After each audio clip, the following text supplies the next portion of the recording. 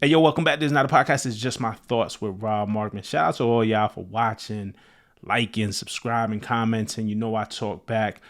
Please, man, continue to subscribe. If you ain't subscribed, please subscribe. Hit that subscribe button. Keeps the channel healthy. Keep liking these videos, man. But I appreciate the support that all of y'all give me. Yesterday, Lil Wayne dropped his long-awaited The Carter 6 album.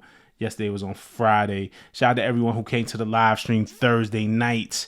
That was cool. I'm gonna try to do more of those, man. Y'all really encouraged me to do more listenings on live and in real time, kind of first reactions, and appreciate everybody who tuned in and liked and watched and shared, and especially all y'all who blessed me with the supers. Super appreciate that. All right. So I said on stream that I wasn't reviewing the album. That wasn't a review for me. It was just the first listen. Let's listen together. Let's give our thoughts around it. Let's have a good time. I sat with the project more yesterday just to really formulate my thoughts around it. So, we're going to start off with some table setting, right? Because I think context is important, right? And I see a lot of disrespect going around. But Lil Wayne, when we talk about Lil Wayne, when we talk about hip hop, when we talk about Lil Wayne is a legend. One of the most prolific and influential hip hop artists ever. There is no debate. Lil Wayne is one of those ones. And his Carter album series is highly regarded within his catalog. It's the crown and jewel within his catalog, with Carter 1, Carter 2, Carter 3 being arguable classics depending on who you ask. Some people prefer Carter 1, some prefer Carter 2 as their classic. My personal favorite is Carter 2, and I really, really love Carter 3. I'm not here to debate what your favorite is. Like that's just personal taste. I don't think you can go wrong either way, but we can all agree that those first 3 Carter albums are beloved albums.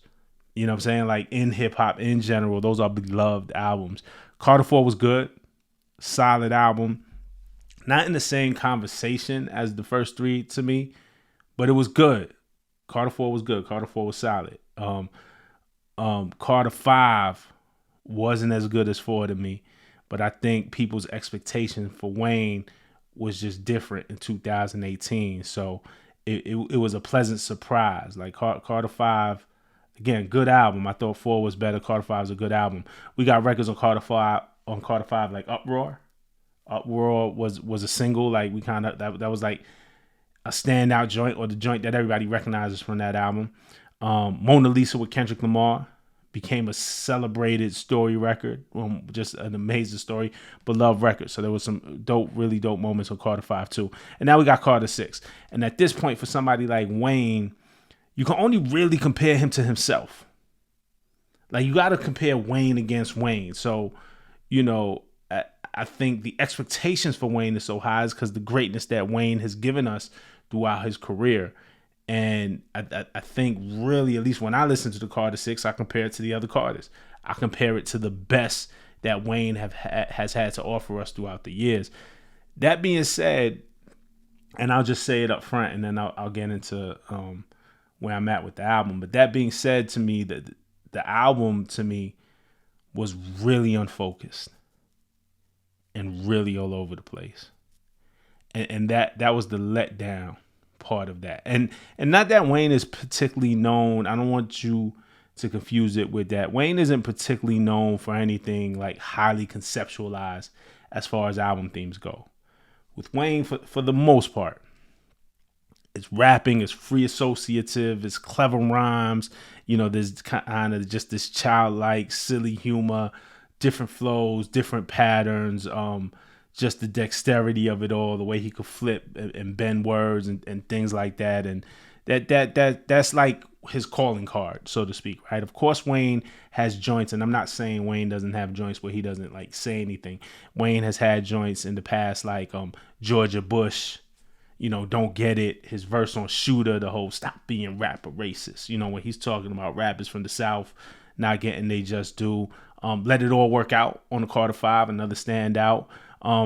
Wayne has had topical raps in the past, has had very like just raps about something, you know what I'm saying? So I'm not saying that he doesn't have that, but his style, what he's known for, the bulk of his discography, his main style is just very free associative. First thing that kind of comes to my mind is one wordplay leads into another, braggadocious about how dope he is, how much, whatever, right? Like just how he's the best, is what we know him for. And so I go back to the topical stuff, or the more introspective stuff, right? There isn't any of that on the album, really. There isn't much of it. A few lines here and there, but it's mostly just Wayne rapping creatively over beats. And that's cool, because I think at this point into his career, you can't expect Wayne to be something that he's not. You know what I'm saying? Or to give us something that he doesn't give us often. He's gonna give you, it's baseball, man. If you're a home run hitter, man, you're gonna go for the home run swing every time. If you know how to lay down a bunt, you're gonna lay down a bunt. Like, people got to play to their strengths, especially at this point in their career. The album starts off pretty strong. Like, I like listen to it. That King Carter intro, and then it bleeds into Welcome to the Carter, was a real kind of cinematic opening. Like, it started out with promise. It was like, okay, where's he going with this? Felt like his legacy was on the line at the start of this album, and a crown that he deserves as one of the greats. Like that. Like, that's kind of what this album felt like starting out. Then we got into Bells after that, and I like the idea of Wayne paying homage to LL Cool J on Rock the Bells. And I love that he brought LL out at MSG last night and they performed together. I wish the execution of the song was better. I like the idea of the song more than I like the execution. Really, the production for me. I just thought that flip could have been cleaner. We get Hip Hop with Big X the Plug and Jay Jones. Is one of the better songs on the album, one of the strongest songs on the album to me. Big X, to me, really carries the record. He just sounds really dope the way he cuts through. And then even when you hear him and Wayne do the hook together, like, I'm like, oh, okay. Like, so again, the Carter 6 starts off with promise. You know what I'm saying? We get into Sharks with Jelly Roll and Big Sean. Sean went crazy. I don't love this song as much though, but I understand why of this song. I understand why and how the song works. I wish it would have came maybe later in the track listing, because it started on such a roll of just like dope hip hop shit, and then this was more of a pop lane with Jelly Roll. It was more kind of taking us somewhere else. I wish they would just found a different place to sequence that song. Right? I'm not even saying take that song off. Just find a different place somewhere more towards the end of the album, where you can get a little more experimental to put it. But, he started off on such a roll. It's like, okay, this is where we going with it. Band from NO again. I love the Nori, the Band from TV flip. And production-wise, they made it more of a New Orleans bounce joint, which was interesting. And Nori and Wayne's relationship is well documented. Nori was, if not the first, the second, and it was close. And I think Nori might have been the first, but New York rapper to feature Wayne on a record. Nori featured Lil Wayne on his Melvin Flynn album, like Lil Wayne as a soloist. I say first to second because around the same time, Cormega had a song on the Violator soundtrack. It was a Violator compilation called Who Do I Trust, and he also featured Lil Wayne on the hook, and it was just Wayne. This was at a time when everybody wanted Juvie or you wanted the Hot Boys all together, but the first time somebody from New York recognized and said, nah, I need just Wayne on this joint. And it was Nori and Cormega, and it happened right around the same time. So, I just want to be factual about that. I'm not sure which came first, but like it was super close, right? Like within weeks of each other. But Nori and Wayne have a great friendship, a long-standing relationship. And so Wayne flips Nori's Band from TV. And, it feels like he was trying to accomplish similar results to Uproar when he took the G-Det beat, and it's like, okay, you tried the special delivery, and you take this early 2000s, in this case, though, for Band from TV, it's a very late 90s hip-hop New York beat, true, and just try to go crazy on it. Good song. Band from NO is a good song. I like Uproar better. It's a good song. I'm not just like, oh, this is the greatest thing I've heard. It's a good song though. Band from NO is a good song. Again, album starts off like in a good place. It starts off with Promise. So at this point, we're officially 5 songs in, and then things start to get weird, right? The Days featuring Bono from U2, produced by Red One and Develop. Shout out to Develop. Really, really good guy. I haven't spoken to Develop in years, but shout out to Develop. Pretty sure Develop played this song for me years ago. I want to say like 2012. I don't remember all of the details of the record, but I remember them being very excited that Wayne and Bono was on the record. And regardless, sometimes you could do some shit in 2012 and it still sounds fresh today, or you could do some shit 2013, whatever. It still sounds fresh. Some records sound timeless. This record to me just sounds dated, and they could have also updated some of the production. I don't even know if this is the same song that it was originally. I could be wrong, but it kind of got that four to the floor production, you know what I'm saying, style from 2010s. Like Red One, for example, if you just take Red One is known for tracks like Lady Gaga's Poker Face, Bad Romance. He did Jennifer Lopez on the Floor. He did Nicki Starship, a bunch of Pitbull joints. So, you know, it's just this hyper, just this pop, this four to the floors. That whole era went pop, went like EDM, or when EDM went pop, and it was just like this real palatable EDM type stuff on pop records. And this sounds like that. Like I hear that and I'm just like, this ain't it. Sonically, this just does not fit on the album at all. At all, this doesn't fit on the album. Like, so this is when things start to get weird at this Bono record. I'm like, hey, what's going on here? And then a few songs later, we get into a whole rock section of the record. The Island Holiday, which was a sample from Weezer's Island in the Sun. This sounded like it belonged on Wayne's Rebirth album, the rock album. Then we have this Loki's theme, right? The Loki's theme, it starts off cool. It's a cool beat, and he's rapping his usual style. And then, like a little more than halfway through, it turns into a full-blown rock joint, like a full-blown, you know what I'm saying? Like just headbanger, Wayne's World, party time, excellent. Like, again, with the rock. And this comes right after Island in the Sun. Then he gets If I Played the Guitars, another record, comes right after. And it's just like if we're being real and if we're being honest when we talk about the sequencing of how you choose records, this is not what we come to a Carter album for. These 3 rock records for me, I was just like, what are we doing? This is not, again, Rebirth was a thing. Wayne, we know Wayne's been on his rock shit. Wayne is prolific with the auto-tune, with the way that he sings. We know that Wayne likes to experiment in sound. Wayne does not like to be put in a box. I get all that, and far be it from me to tell any artist what to do. But this rock section of the album is just like, what is, like, I didn't press play on the car. I didn't want this from a Carter album. And then he had Alone in My Studio with My Gun, comes a few tracks later with MGK and Kodak. Is just another one that didn't work. I think I read somewhere that Mod Son produced that too. Let me just look that up. It's just like a hodgepodge of stuff, according to, and they aren't always right, but according to Wikipedia, yeah, Mod Son is a producer on Alone in the Studio with My Gun. It's featuring MGK and Kodak Black. Package them joints and put them on another Rebirth album, put them on another rock album or something for whoever was a fan of those, whoever wants to hear that. Peanuts to an Elephant has become a full-blown meme at this point, especially if you go on Twitter. It has an elephant in the beat. It sounds like a Spy Hunter or an Inspector Gadget type beat. And I talked about on my live stream how there was a meme that went around that there was like, oh, all the beats from New Orleans like sound like spy beats.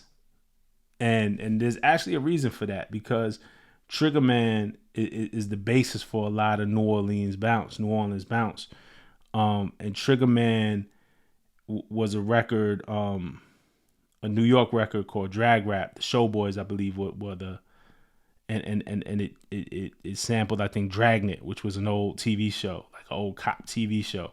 So inherently, there's a reason why New Orleans beats sound like that. It comes from Trigger Man, but then it would Trigger Man's, the sample for Trigger Man, the song was called Drag Rap, didn't really hit big in New York, but for some reason down in New Orleans they loved that record and it became the basis for a lot of what they do. So there's actually a reason and a real DNA and history of why New Orleans sounds like that, even though the meme is funny.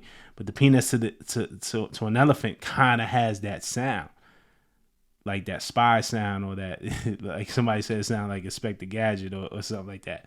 So it's produced by Lin-Manuel Miranda from Hamilton fame, Moana, and Lin is my man. I love Lin. I think Lin is so talented. Like I really, really fuck with Lin. Lin is a good dude, talented dude, and I got love and admiration for him. But this just don't fit on that album. And I don't know where it would fit, but not on this album. Maybe a cartoon soundtrack. Maybe this is received better if this is on a more cartoon soundtrack or something more playful. But the Carter 6 again is serious business, and I know a lot of people are clowning Lin. I'm not mad. Shit, if Wayne came to me and said, "Raw, produce a joint for me," I'm gonna produce the joint for him. I think the blame or what we should be mad at or disappointed at again is the sequencing of the album and the selection of songs on the album. But the Peanuts to an Elephant, what wasn't it? There might have been another context where this song kind of made sense and been more fun, because people are having a lot of fun with this song. That's why I suggested maybe a cartoon soundtrack. People are having a lot of fun with these memes and with this whatever. It could have been a Disney cartoon about elephants. And then maybe it makes sense. Oh man, Lil Wayne's rapping about elephants, Peanuts to an Elephant. That was I believe a lyric for 6'7". Like then it starts to make sense. It does not make sense here. You know what I'm saying? Like sometimes some songs are just bad, and then some songs is like, oh, like this maybe could work in another context. It just doesn't work here. Ave Maria joint didn't really fit for me either. Shout out to Wyclef again. Love Wyclef, and Clef actually paid this joint for me like over a year ago. And it's kind of cool on some, you flip Ave Maria, you got Andrea Bocelli on the joint, celebrated Italian tenor, like amazing voice. It's one of those, you never thought hip hop would take it this far moment. Like you could actually flip and get an Ave Maria cleared. Or maybe it's public domain at this point, I don't know. And then you get like just this celebrated classic tenor on a joint, and you could collaborate in that way. Like I get the creativity and to be like, man, what if we did this? Nobody's ever did this before. That part I get and that part I respect. It just don't fit on this album. Maybe there is another context where that works. It don't work for me here. Being Myself to me is hands down the best joint. By far the best joint on this. Produced by Manny Fresh. And it made me think. The beat was just interesting. The music, a lot of this to me, it comes down to beat selection on this album too. I just think the production could have been better. And then when you hear how Manny produced this record and just the drum pattern and sonically and just the warmth of the record, and it's like, oh, this is where it could be. Like, you know what I'm saying? And it made me think about, damn, maybe Wayne should have tapped Fresh for more joints on this album. Maybe Manny should have been a little more involved. And the questions ends up being, well, who was involved? Like who was, picking the records? Written History is a good closer for the album. I did like that last verse. We talked about Wayne being topical. I like that last verse where he talks about his age and his place in the game. He wraps it up in sports metaphors. Wasn't the illest thing, but a very Wayne thing to do, when he's like, oh yeah, I ain't gotta say this all the time. They know I'm the greatest of all time. I'm like MJ, what he is to LeBron. Brady in his prime. I'm like Tom Brady at 45. I ain't even debating or retiring. You could get the shady 4-5. Like, you know what I'm saying? Like, it was just cool seeing him kind of recognize that, Wayne came in as a teenager. So to think of Wayne as a Tom Brady type or MJ type, or like, just seasoned veteran, like that's who he is and that's where he is in the game. So it's dope to see him embracing that, especially when if you think about when he did the freestyle over Jay-Z, Show Me What You Got, when he did The Dough Is What I Got, and at that time, MJ was, I'm the Mike Jordan of recording, you might want to fall back from recording, and Wayne was the younger guy flipping it on some like, yo, if you MJ, I'm Kobe, like you like what he was just the young guy shooting up, and now Wayne, here he is, several years removed from that, saying, okay, I'm in my MJ, I'm in my Brady, I'm in my, I'm embracing my old age, I'm embracing my veteran status, but I'm also embracing my greatness and my place in the conversation. I thought that was actually a really dope verse. But look, man, we love Wayne. We want to see Wayne win. This is the point of this. We love Wayne. We want to see Wayne win. If I'm being honest, for me as a fan, the project was a letdown. There's a few songs on here I could get with. I said being myself at the very top for me. I thought Written History was good. I thought Welcome to the Carter was good. Hip hop, I thought just sounded really good for me, and mostly too because of the collaboration with Big X the Plug. Made me really excited, and they sounded really dope together. Band from NO was solid, so that's a solid 5 from me. Everything else on here I could have probably done without, and I'm just saying when it's Carter 6, we just expect more. I know I do. I'm speaking for myself. You could feel different. When it's Carter 6, we expect more. I know I do. To me, this album just needed serious editing, and we know Wayne is a prolific recorder. There are hundreds, maybe thousands of songs on a hard drive, on multiple hard drives. We know Wayne could do 3, 4, 5 songs a day. You know what I'm saying? Prolific recorder. I wonder what we haven't heard that are on those hard drives that could have been compiled to fit better for a Carter album. And I don't know whose job that is at this point in Wayne's camp. You know what I'm saying? I don't know whose job that is to say. Again, Carter 3, if you think about Carter 3, there was a bunch of records in the Carter 3 era. A bunch of them got leaked. A bunch of them, I think it was Tez, maybe Birdman. Like, I don't know. But the team back then was different than the team now, who say, okay, here are all the songs we got. Let's start putting it together. And a lot of artists work well like that. Hey, let me just record and be the artist, and then, man, let's figure out what goes where. And to me, this album, Wayne can still rap his ass off. Wayne is still Wayne. But what this album lacks, what's different about this album, is who's there to say what goes where. Who corrals it? Who puts it into a package, into an album that makes sense? And whoever's job that was didn't do it. And ultimately, it's Wayne's job. Wayne's name is on the record. So I'm not absolving Wayne from anything. But what I'm saying is what this album suffers from is an executive producer. Somebody who really did some serious editing, some really serious sequencing, some really serious thought about how each song flowed into each other, what each song represented, what each song meant, and how it would be received. And it was missing that. You may feel different, but I just wanted to talk about it. And I see a lot of the hate that's going on online. That's not my style. I ain't want to come in here and hate, because Wayne is still Wayne. Like, we're not gonna miss that fact. But I gotta speak honestly about what I feel. So that's what I felt. Let me know what you think in the comments, man. Hit me in the comments. Talk to me. I'll talk back. All right. Peace.